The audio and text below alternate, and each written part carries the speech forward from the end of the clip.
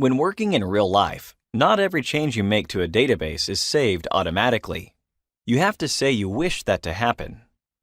The statement to use in such cases is commit.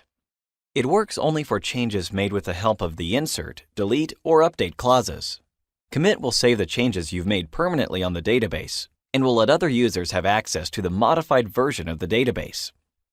For instance, imagine you have updated a record in the customers table. Say you wish to change the last name of the fourth customer from Winfield to Johnson. If you are an administrator, you can do that with the help of the update clause. And you will see Johnson appear in the place of Winfield. The update statement we saw earlier would allow you to change the last name of the fourth customer.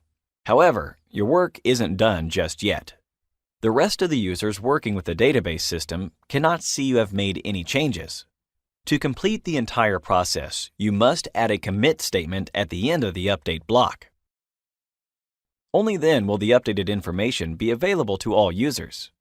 They will see Catherine Johnson, not Catherine Winfield, as customer number 4 in the customers table.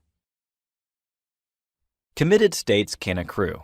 If you are a database administrator, you might need to use commit 20 times per day. The transaction control language clause that will let you make a step back and restore the database to the last committed state is rollback. This allows you to undo any changes you have made but don't want to be saved permanently. To apply this command, type rollback.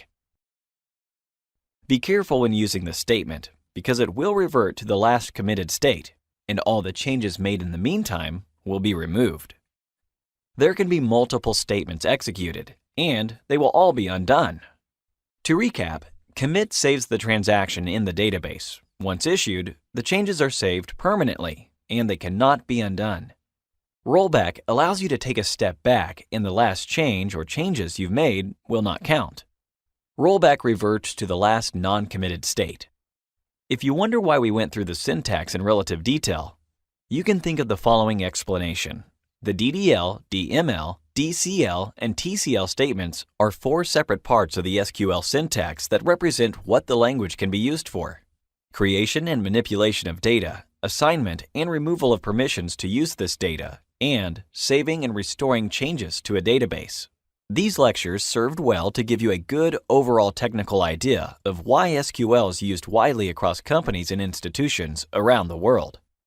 In the next section, we will learn more about database theory and will ensure that, by the end of this course, you will have the solid practical and theoretical knowledge that allows you to work proficiently in SQL.